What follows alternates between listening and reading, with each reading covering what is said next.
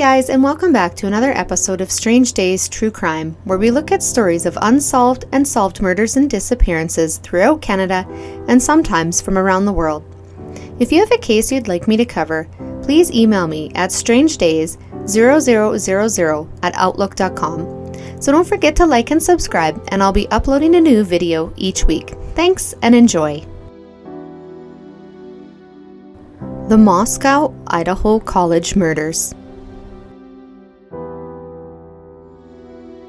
Moscow is located in the northern part of Idaho, having a population of around 25,000.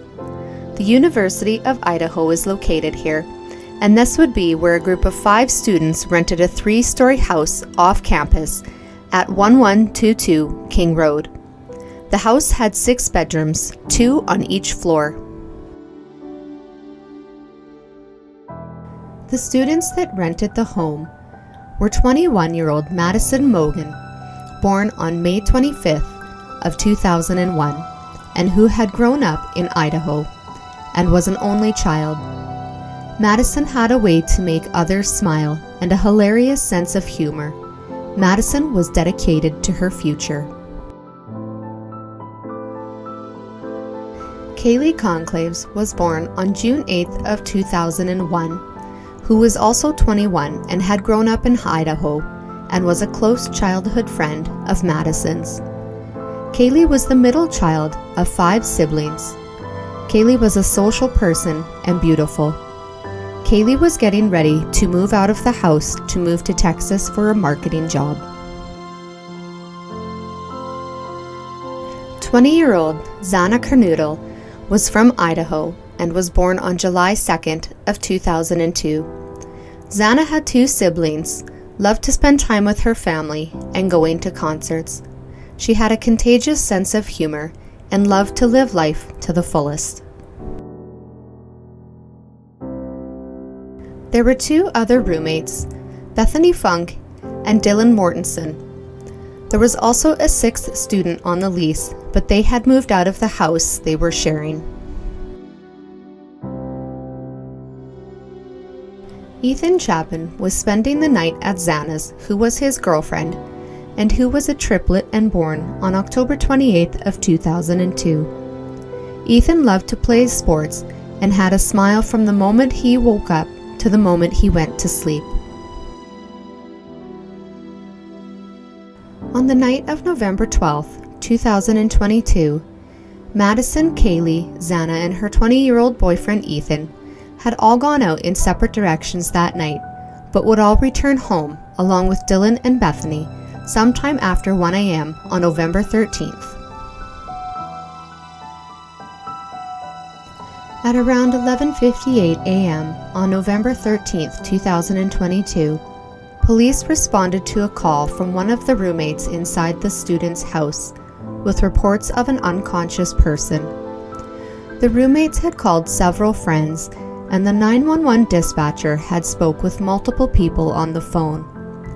Upon the arrival of the police, they discovered 4 victims in the house, that being Madison, Kaylee, Zana, and her boyfriend Ethan. All 4 were deceased.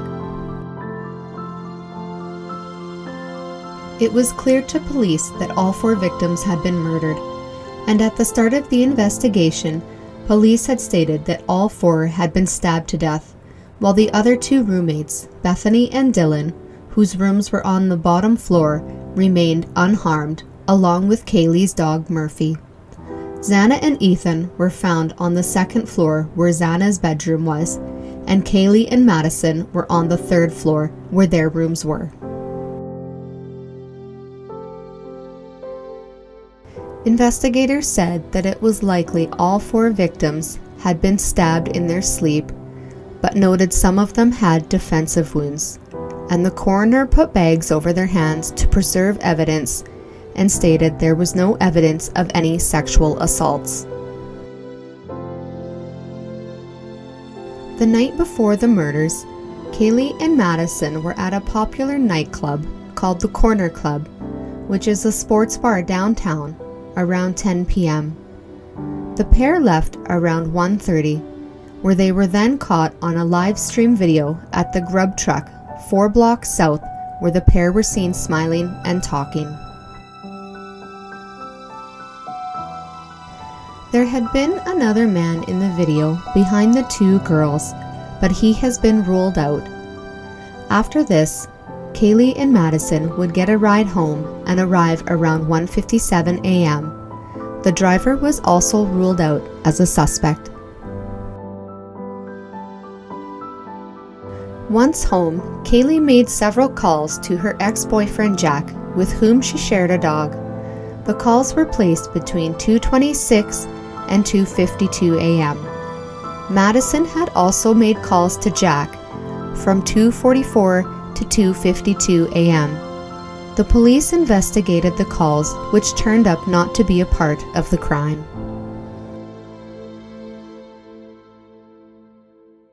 Xana and her boyfriend Ethan were at a party on the campus, just across a field from Xana's home that evening, and left around 9 p.m.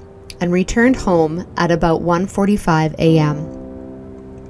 However, at this time, police do not know what Ethan and Xana were doing or their whereabouts from the time they left the party at 9 until the time they returned home at 1:45.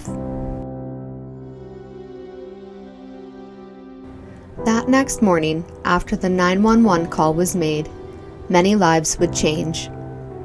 Police believed the 4 students were murdered sometime between 3 and 4 a.m. Police stated there was no sign of forced entry, and they believed the murder weapon to be a fixed blade knife. On November 14th, police had said they believed there was no ongoing risk to the public, and the medical examiner had stated that the attack was personal. Police stated it was isolated and targeted. At this time, the police didn't have a suspect and no one was in custody. They also had not found the murder weapon. Investigators had conducted dozens of interviews and collected the contents from 3 dumpsters near the home with the hopes of finding some evidence in them. Police had also contacted local businesses, asking if any of them had recently sold fixed blade knives. Investigators released a map detailing where the students had been on that night in hopes of getting more tips from the public.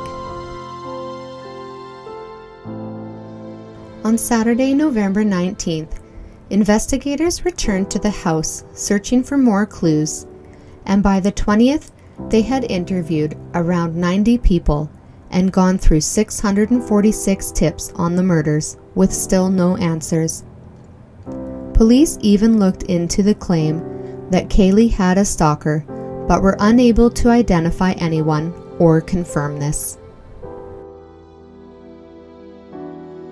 Wednesday, November 30th, police released a statement saying they had a list of people they did not believe to be involved in the murders, and those were the man seen on the surveillance video from the grub truck, or the driver who drove Kaylee and Madison home, the 2 other roommates, Bethany and Dylan, the man Madison and Kaylee tried to call that night, and any of the friends that were there the morning the 911 call was made. On December 7th, police announced they were looking for a white 2011 to 2013 Hyundai Elantra that was seen in the immediate area on November 13th. Investigators wanted to speak with whomever was in the car that night, as they may have information about the case. A wrecked white Elantra was found in Eugene, Oregon, but it was not connected to the murders. On the 1-month anniversary of the murders, the Moscow police stated that the investigation was not cold, and they were receiving tips daily, but were keeping things quiet. Police stated the tips they were getting were helping them to work on theories and clear people.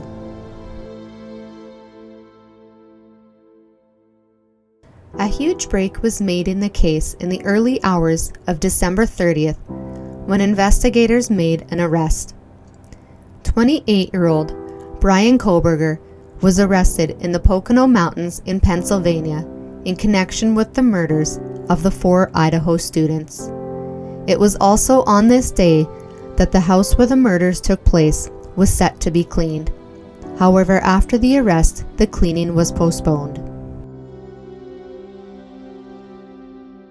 So far, what is known about Brian is that he was born on November 21st of 1994. He is the youngest and only son of his parents and was raised in Effort, Pennsylvania, and then relocated to Albrightsville. Brian's parents both worked for the Pleasant Valley School District. In 2018, Brian had finished his associate's degree in psychology at the Northampton Community College. In 2020, he completed a bachelor's degree at DeSales University, and after this he completed more graduate studies. When Brian was arrested, he was a PhD student in criminology and a teaching assistant at the Washington State University Pullman campus, which is only about a 15-minute drive from Moscow, Idaho.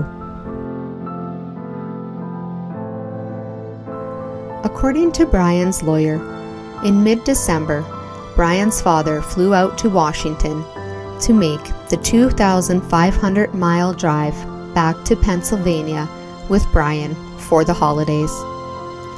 The pair would be driving Brian's white Hyundai Elantra. According to sources, the pair made the non-stop drive and were pulled over twice in Indiana, once for tailgating and once for speeding.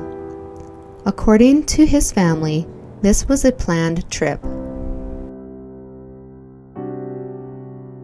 Investigators were building a case with sufficient probable cause, and the FBI had been watching him for a few days sometime after his arrival in Pennsylvania. Brian was identified as a suspect through DNA that was a match to genetic material found at the murder scene using a public genealogy database. Brian's white Elantra was also taken and is being processed. At this time, investigators have not recovered the murder weapon, and there has been no word of a possible motive. It is unknown if Kohberger was known or had a connection to any of the victims. Brian's lawyer had stated that Brian was eager to be exonerated of the charges and looked forward to resolving the matters promptly. He also planned to waive his extradition rights at a hearing that was on January 3rd, in which he did, and is maintaining his innocence. After Kohberger waived his rights for extradition, the judge made a gag order banning attorneys, law enforcement, and investigators from discussing the case. It is said that the gag order will not affect the release of the probable cause affidavit which led investigators to Brian Kohberger. Kohberger returned to Idaho on January 4th and made his first court appearance. After this, the probable cause affidavit was released. The affidavit stated that there was DNA found on a knife sheath left at the crime scene, found beside the bodies of Kaylee and Madison, which was a match to Kohberger. Along with this, it was noted that Dylan, one of the surviving roommates' bedroom, was actually on the second floor, down the hall from Xana's room. It was stated that around 3:29 a.m., a white Elantra was seen on video surveillance entering the neighborhood and circled 3 times and returned a 4th time at 4:04 a.m. Xana had ordered DoorDash at 4 a.m., and the driver came forward and cooperated with the investigators. At around this time, Dylan had awoke to a sound of what she thought was Kaylee playing with her dog on the 3rd floor. After this, Dylan stated that she heard someone say that there's someone here, but police had stated that Xana was active on her phone and it may have been her voice that Dylan had heard. When Dylan heard the voice, she opened her door and then heard what she believed was crying coming from Xana's room. Dylan opened the door again and heard a male voice saying, "It's okay, I'm going to help you." Around 4:17 a.m., a next-door neighbor's security camera picked up the sound of a thud, whimpers or voices, and a dog barking numerous times. Dylan also heard more crying and opened her door to see a man about 5'10" or taller, wearing black clothing and a mask covering his mouth and nose. She stated he was not muscular but athletically built with bushy eyebrows. She said she did not recognize him and he walked towards the sliding glass doors. After this, she stated she locked herself in her room. At 4:20, the white Elantra was seen leaving the area at a fast speed. Cell phone records also show that Kohberger had been in the area of the King Road house at least 12 times between June of 2022 and present day. His phone was near the crime scene that morning around 9:12 and 9:21 before the 911 call was placed. Kohberger also obtained a new license plate for his white Elantra just 5 days after the murders. Kohberger is scheduled for a preliminary hearing on January 12th. There have been many rumors and theories surrounding the murders of Ethan, Xana, Kaylee, and Madison. In the end, 4 beautiful young people were stolen from their family and friends and are now left waiting for the trial. Madison, Kaylee, Xana, and Ethan will hopefully get the justice they deserve in the end. Thanks so much for watching, and don't forget to like and subscribe for more videos of these strange days we live in.